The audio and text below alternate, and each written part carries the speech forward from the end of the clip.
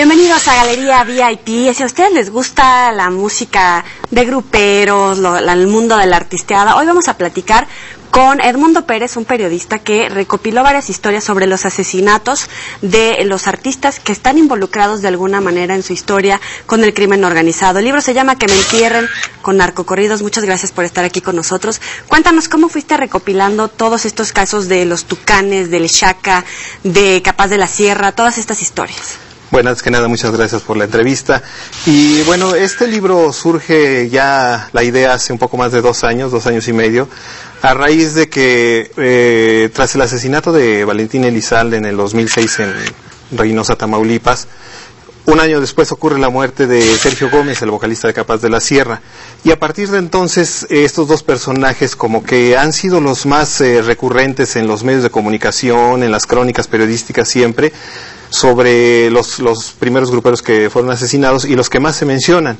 Entonces, desde 2006 a la fecha han sido bastantes los cantantes gruperos que han sido ejecutados, y a mí se me ocurrió, estos cantantes que han pasado desapercibidos muchas veces, bueno, tuvieron una aportación en la música, y fue entonces que me dio la idea de escribir y recapitular todas estas historias de estos cantantes asesinados.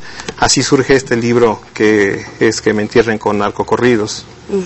Y también la experiencia de acercarte al gremio periodístico en los estados, que cubren realmente todas las tocadas que hacen estas bandas, gruperos o algún solista. ¿Cómo es que ha cambiado la cobertura de un evento musical en el ámbito periodístico en estas zonas rojas que están amenazadas o que sabemos que tienen un alto índice delictivo? Ahora ya el medio periodístico es más complicado que hace varios años. Bueno, antiguamente permitía a la gente, los empresarios, que los periodistas entraran directamente a platicar con los gruperos, a hablar sobre sus proyectos, a algunas veces hablar de su vida personal. Pero a raíz de estas ejecuciones, los propios cantantes, los propios promotores de los gruperos han impedido que haya un acceso más cercano hacia el cantante. Hemos visto regularmente en los palenques que a veces es hasta imposible llegar a un cantante, en este caso, por ejemplo, Joan Sebastián. Hay muchos gruperos que ya es más complicado, sobre todo en estas zonas del norte del país, que es donde más han habido estos asesinatos. Ellos mismos, los gruperos, son los que solicitan haya un poco de restricción sobre los medios de comunicación, porque quizá estén temerosos de que algún periodista no vaya a ser periodista y vaya a ser un narcotraficante encubierto o algo así, porque ya es muy cotidiano esto de las amenazas y de los crímenes sobre los cantantes gruperos. Y los artistas están tomando también distancia, por ejemplo, en temas de seguridad, en no andar de repente tan adornados, o los camiones que antes tenían los letreros así de la banda a la que pertenecían.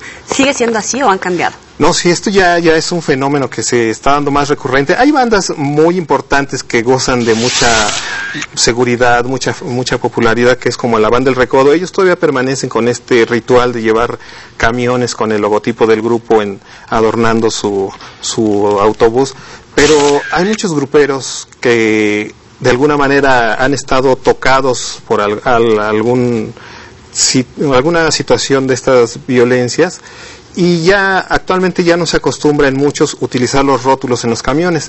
Yo he platicado con algún grupero y ellos me cuentan que ahora ya procuran trasladarse las bandas musicales en camionetas diversas, camionetas sin logotipo, vienen 1 o 2 en cada camioneta y se van en diferentes horarios, porque ya es muy complicado transitar, sobre todo en las horas nocturnas, que es cuando se hacen los bailes, transitar por las carreteras, porque ya hay, ellos me cuentan que ya hay retenes disfrazados de la policía que los detienen, y ahí es cuando viene esta situación de secuestros, bueno, no sé, incluso uno de los casos, lo relatas así, fue en un retén policíaco que finalmente lo secuestran y lo matan, ¿no?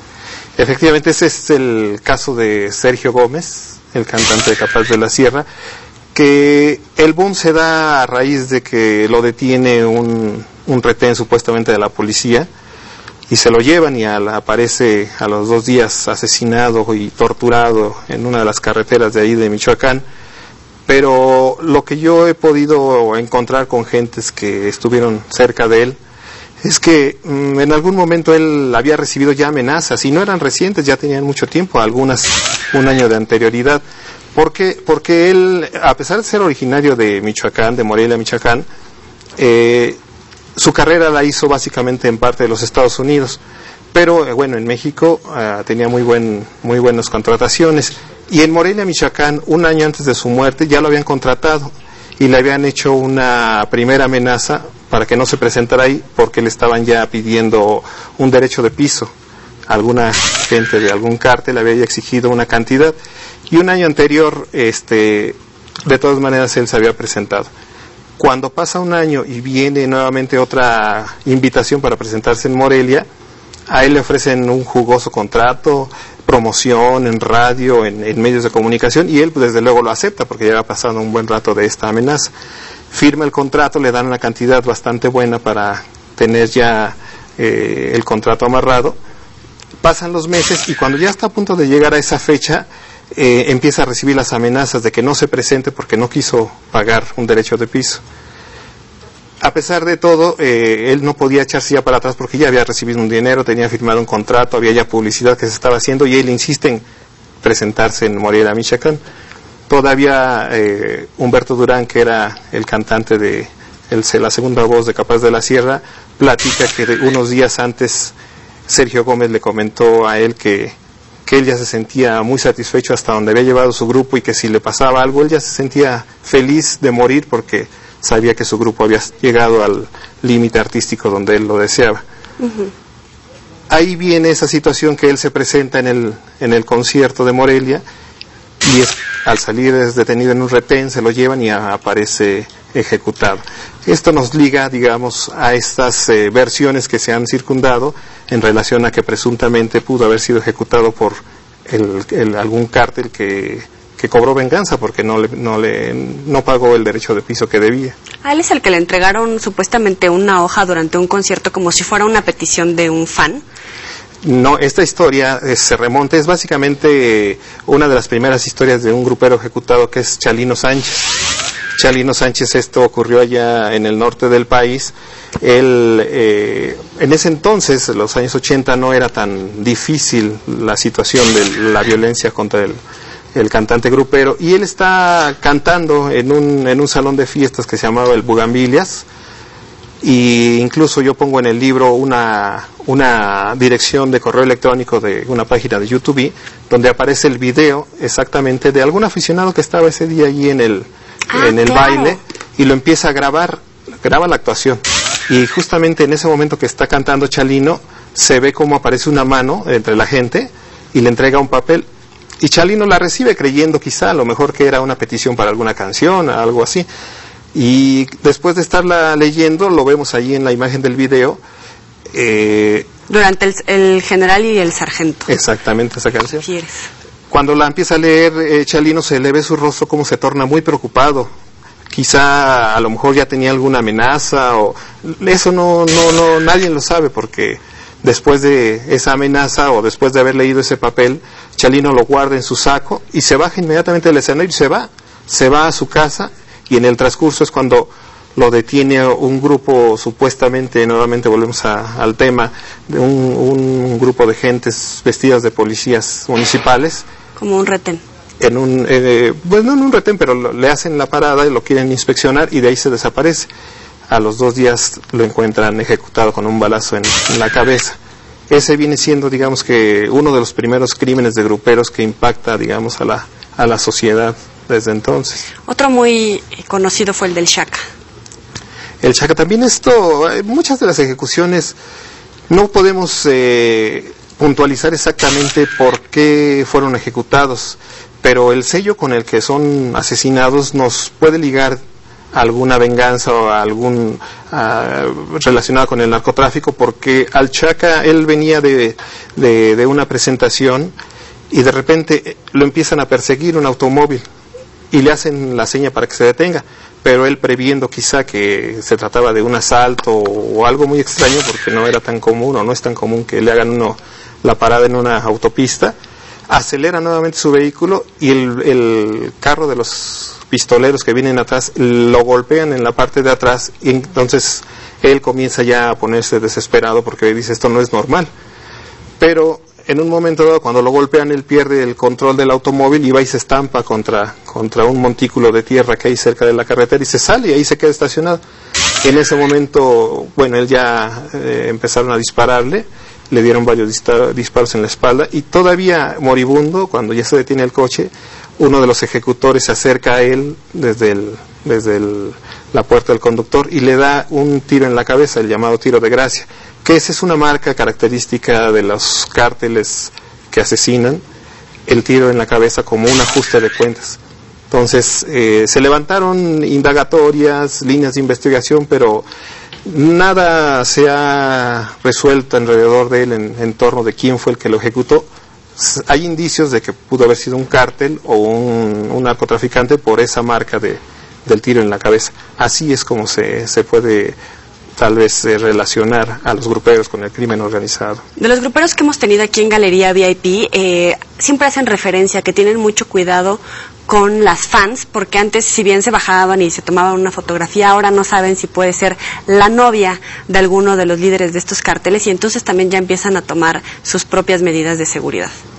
Sí, esto es también muy difícil para un grupero. A veces cuando el cantante se presenta en un espectáculo y la fan se le acerca, evidentemente tiene que haber un afecto recíproco hacia el fan para mantenerse el cantante, el artista, ya sea un grupero o un artista de otro género, para mantenerse con ese lazo hacia sus fans. Cuando alguien rechaza, inmediatamente se pierde ese cariño, ese afecto del fan hacia el artista. Pero también ha habido el caso del artista ejecutado por meterse presuntamente con la novia de alguno de los cárteles. Sí, porque a veces no podemos, o más bien ellos no identifican quién es esa fan. Hay un caso, por ejemplo, en este libro en el capítulo de Sergio Gómez, esa es otra de las líneas de investigación. Sí. Se dice que él tenía o mantenía una relación un poco más allá de la amistad con una fan que resultó en realidad la novia de un narcotraficante. Se dice que eso fue otro de los motivos por los que fue ajusticiado. Y que por eso no se presentara en Morelia. De hecho, cuando encuentran el cadáver de Sergio Gómez, sus genitales están quemados y destrozados. Entonces, esa es una señal de que pues es una venganza pasional también. Entonces, eso es recurrente. Hay ocasiones como por ejemplo con Valentín Elizalde. Él alguna vez se tomó una foto con un fan y esa foto después apareció en el Facebook de esa persona y resultaba que era el hijo del Chapo Guzmán, este muchacho que se tomó la foto. Entonces de ahí vuelve a haber otra vez la suspicacia de aparentemente relacionar a Valentín Elizalde con el crimen organizado, cuando en realidad es una foto espontánea que él se tomó, pero existe esa duda también que generan muchas veces los medios de comunicación. Oye, bueno, sin duda es muy interesante todas las historias de los gruperos asesinados que nos presentas en este libro, que me entierran con narcocorridos, pero quisiera saber, por ejemplo, si de alguna manera encontraste que hay un vínculo directo, no solamente como cantantes actuando en una fiesta de narcotraficantes en un cumpleaños, o un narcotraficante asistiendo a un concierto, sino si de alguna manera están vinculados algunos artistas ya en la participación de la operación de un cártel del narcotráfico. Vamos a hacer una pequeña pausa y ahorita regresamos para que nos contestes esta pregunta. No le cambien.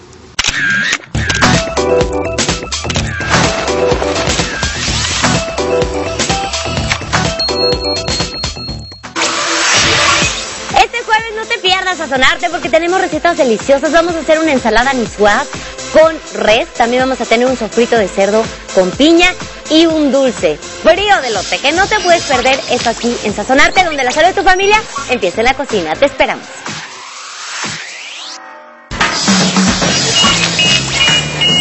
Sus padres se separaron en el verano. Pobre Luis. Nunca habían estado tan juntos como amigos. ¿Cuántos padrastros tienes?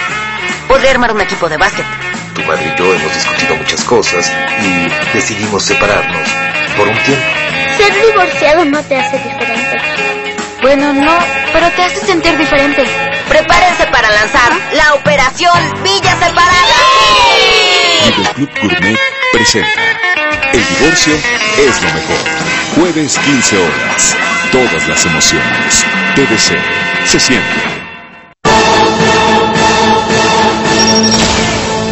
Únicamente pretendían hacerle daño a la víctima, no matarla. Si esa bomba estalla, usted se va a pasar el resto de su vida en la cárcel. Entregale una encomienda. Ah, gracias. Infiltrados. Jueves 22 horas. TVC. Se siente. El cambio climático es real y para frenarlo no necesitamos entrar en pánico. Necesitamos reaccionar, actuar día a día. Está en nosotros enverdecer nuestro destino, nuestro presente, para que el mundo respire y tu conciencia despierte. Esa es mi proposición de matrimonio. Tienen que sembrar su camino de espinas y lágrimas. Si te digo que voy a tener un hijo de Juan Pablo, ¿estarías junto a Alma a pesar de tus dudas? y si vino es porque me quiere a mí, no por lástima. Eres el peor de las canallas. Alma indomable. Jueves 11:30 horas. TVC. Se siente.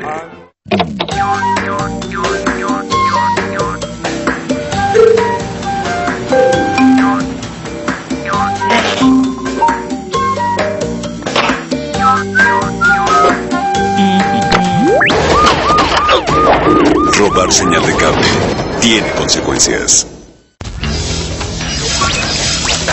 ¿Sabe cuántas contracciones por minuto? No estoy segura, 2 o 3. ¿Qué tipo de sangre? Positivo, doctor, la están trayendo. ¡Vamos, despeje! Clave 1. Lunes a viernes, 12:30 horas. Todas las emociones. TVC. Se siente.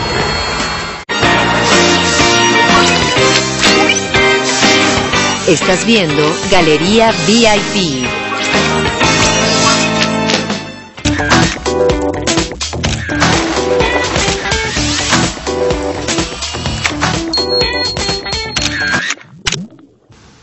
Que me entierren con narcocorridos. Estamos platicando con el autor de este libro, Edmundo Pérez, y le preguntaba si ha encontrado algún vínculo directo entre la participación de un artista en el crimen organizado o solamente la relación como artista presentándose en una fiesta, en un concierto, etcétera.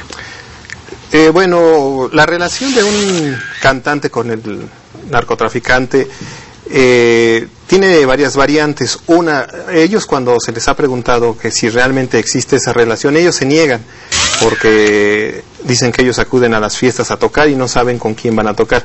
Pero cuando hace un par de años se detuvo a Edgar Valdés Villarreal, la Barbie, después de que él había estado en una fiesta donde detuvieron a Ramón Ayala, el rey del acordeón, cuando detuvieron a la Barbie y le preguntaron, le hicieron su confesión, él dice precisamente que sí, que los gruperos saben perfectamente a dónde van y que existe una relación de amistad entre el grupero y el narcotraficante.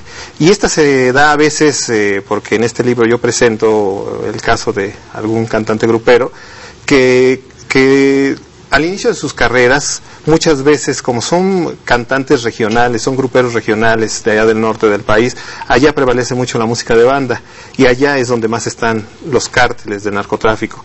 Este tipo de música a veces le gusta mucho a algún grupo de narcotraficantes, y ellos son los que promueven a estos cantantes gruperos cuando empiezan sus carreras. Les graban su primer disco, les apoyan con vestuario, los impulsan definitivamente para iniciar en esta etapa grupera, y más adelante, bueno, el grupero tiene que ir a las fiestas a una especie de pago por ese apoyo que les dio en sus inicios, y entonces da esa relación ya un poco más estrecha. Sí hay en este libro un par de casos documentados de algún cantante que fue detenido con grupos de narcotraficantes en alguna redada de la policía, y efectivamente, bueno, se develó que tenía nexos con el crimen organizado, como el Coquillo de Sinaloa, que es al que me refiero, que lo detuvieron y bueno, junto con un grupo de narcotraficantes medio pesadones, él estaba en el momento con ellos cuando hubo esta redada, y de ahí se relaciona que hay una amistad más cercana de estas figuras. Nos cuentas la historia, la trayectoria musical, el aporte a la cultura mexicana de los artistas, pero incluso hace referencia, por ejemplo, a la falta de figuras paternas de algunos de los artistas y que en su momento, cuando comenzaban en su carrera, buscan esta figura paterna o esta guía, a lo mejor en la persona incorrecta. Sí, en el caso de Valentín Elizalde, cuando él era niño, su papá era lo máximo para él. Su papá era otro cantante regional, no era grupero, era un dueto que existía en aquel entonces en Sinaloa. Y para Valentín Elizalde su papá era lo máximo, porque era cantante y desde entonces, bueno, ya Valentín tenía esas ganas de también empezar a destacar en el canto. Pero para Valentín su papá era todo. Cuando era todavía un niño, en un viaje que tiene el papá de Valentina, una presentación de regreso allá en Sinaloa, viene en un automóvil y el automóvil se sufre una volcadura y ahí se mata instantáneamente el papá de Valentín, que se llamaba Eduardo Elizalde, le decían el gallo, y esto afecta definitivamente la vida de Valentín Elizalde, que era un niño, porque se vuelve, después de ser un niño risueño y alegre, se vuelve un poco reservado, tímido, hasta que, bueno, por la necesidad de tener que ayudar a su madre para los gastos de la casa, porque el papá era el sostén, pues Valentín Elizalde tiene que abrirse nuevamente paso, sacarse esos temores, y es cuando ya empieza como que a relacionarse un poco más con la gente. Pero él veía, por ser un niño, veía en la gente adulta mucho la imagen de su padre, una figura paternal, no tanto la falta del padre, sino más como que necesitaba a alguien que le diera ese afecto, ese cariño que puede dar un padre, y es cuando él se va acercando así a gentes grandes. De alguna manera, algunos gruperos también han pasado por algunas situaciones de orfandad tempranamente, y bueno, se acercan a estos gentes del crimen, principalmente porque los ven con mucho poder, con mucho lujo, que pueden hacer lo que quieran porque tienen mucho dinero, y entonces son atrapados básicamente por esa magnitud de poder, y bueno, los hace ser, como digamos, más afectivos hacia esa figura grande que de alguna manera los va a traer hacia un ambiente pues muy, muy complicado. Seguramente, debido a que son músicos regionales y que empiezan en sus comunidades, comienzan a acercarse a estos grupos del crimen organizado que operan en algunos estados, principalmente de la República. Pero no solamente se da con banda o grupero norteño, supongo que también abarca otros géneros musicales, otros artistas. Sí, indudablemente el crimen organizado, en este caso los capos de los cárteles, bueno, ya están enraizados en todos los géneros, los vemos desde las más altas esferas de la política, los vemos en los deportes, los vemos en todos los géneros, y el espectáculo de alguna manera no ha estado ausente de esto. Tenemos casos, por ejemplo, el de Alejandra Guzmán. Hace muchos años ella tenía una relación con un muchacho que se llamaba Farel Goodman, una relación que duró menos de un mes, y antes de que terminara ese mes se casaron, y a los 15 días de la boda Farel Goodman es detenido en Alemania por portación de drogas. Ahí se desata ese escándalo sobre la cantante, que inmediatamente se divorció. Pero tenemos historias como la de un libro que se publicó en Colombia del hijo del ajedrecista. El ajedrecista era uno de los narcotraficantes más importantes de Colombia, junto con Pablo Escobar, que eran las dos fuerzas del narcotráfico más importantes de allá. El hijo del ajedrecista narra en su libro precisamente que los narcotraficantes tienen tanto poder económico que pueden disponer de cualquier artista para sus fiestas, y en este caso ahí se narra que fue el equipo de comediantes de Chespirito en su mejor momento en los años 70, fue a amenizar una fiesta precisamente del hijo del ajedrecista en Colombia, con todos los gastos pagados. Se habla que a esa fiesta, a ese tipo de fiestas del ajedrecista, también fue Juan Gabriel. Se habla de Vicente Fernández, y está documentado en el libro por este periodista. Pero bueno, ellos siempre se les pregunta y ellos evaden esas respuestas diciendo que ellos van a donde se les contrata, que ellos no investigan quién es ni nada. Evidentemente puede que sea así, pero bueno, estar en una fiesta de un capo es evidente ver el despilfarro que hay de dinero y de En medio del gente, bosque, sí. llegando todos en helicóptero. Exacto. Difícil que sea un común y corriente. Sí, pero sí abarca el espectáculo, también está teñido. No solamente eso, los concursos de belleza también. En Colombia se sabe de la historia de una concursante que fue patrocinada por un narcotraficante, y después de haber ganado y de haber tenido una relación ahí amorosa, cuando ella se deslinda de él, la ejecuta el propio narcotraficante. Es en todos los ámbitos, en el deporte, como decías también, no es exclusivamente de la onda grupera, de donde están las ejecuciones. Hasta les escriben canciones, pero ¿podrías descartar que los artistas, deportistas, etcétera, no participaran? ¿Podrías descartar que no fueran narcotraficantes, que no estuvieran involucrados directamente en la operación del crimen organizado? Sí, realmente no todos los cantantes están relacionados.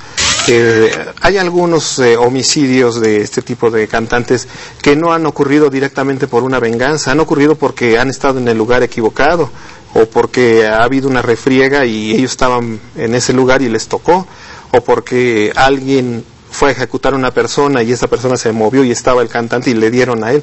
Entonces también no todos han estado relacionados.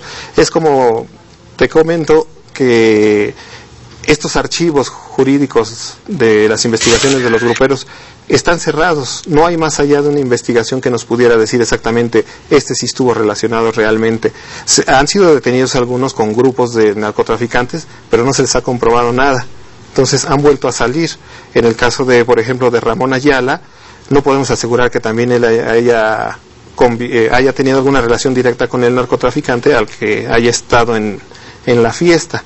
Él dice que él asistió a tocar, la Barbie dice que sí conocía a él el ambiente al que iba, pero no podemos asegurarlo porque no existe una investigación que complete estas historias y que haya una sentencia directamente sobre alguien, o nos presenten al verdadero ejecutor y él nos lo confiese. De todas estas historias que narras aquí, principalmente de personajes públicos o de familiares de artistas como el hijo de Beatriz Adriana, ¿cuántos, si tuvieras alguna idea, realmente levantaron un acta porque el crimen organizado les cobró el derecho de piso para poder presentarse, o porque siguen investigando todas las líneas que tienen abiertas debido a la ejecución del cantante, o cuántos han deslindado de la participación del cantante en el crimen organizado? Ni siquiera se está investigando ya, se quedaron abiertos y serán historias inconclusas. Se quedaron abiertos, pero están cerrados. Es como precisamente lo menciona Ricardo Ravelo, que es uno de los periodistas más destacados del tema del narcotráfico, lo dice aquí en este libro, en el prólogo. No dejemos que estas historias queden en la desmemoria, porque en el ámbito jurídico están en la desmemoria. Son casos que están cerrados, que no se investigan y que ahí se quedarán, porque si sabemos que en esta gestión del gobierno de 6 años para acá hay 60,000 ejecutados, no creo que las agencias investigadoras vayan a sacar el del grupero para investigarlo 2-3 años, ¿verdad? Que se quedará ahí junto con el resto de las investigaciones y hasta ahí quedarán esas historias.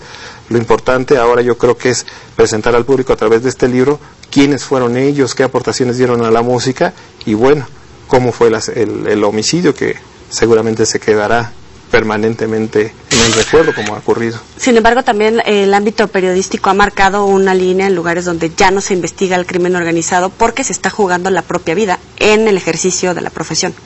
Sí, ya las ciudades de Tamaulipas, de Michoacán, Morelia, esas ciudades, para una persona que quiere hacer el periodismo de investigación en esos lugares es muy complicado, ya es muy arriesgado, porque en México no hay una garantía de seguridad para un periodista que se dedica a eso. Entonces, esas son limitaciones también a veces para el periodismo, lo que nos hace no llegar a fondo de estas historias, porque es un arriesgue también, y claro, no ganamos nada con arriesgarnos.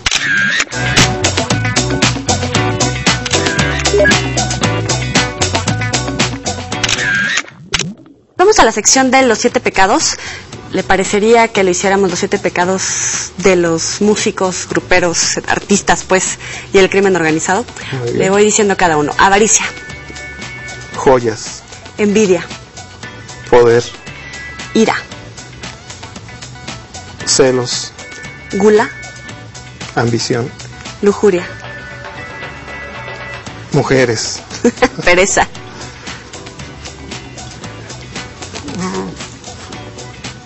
Trabajo. Soberbia. Grupero. Muchísimas gracias. Que me entierren con Narcocorridos, el libro que les presentamos aquí en Galería VIP. Edmundo Pérez, muchísimas gracias por estar con nosotros. Muchísimas gracias a ustedes, gracias. Y gracias a ustedes por acompañarnos. Lean, pásenla bien.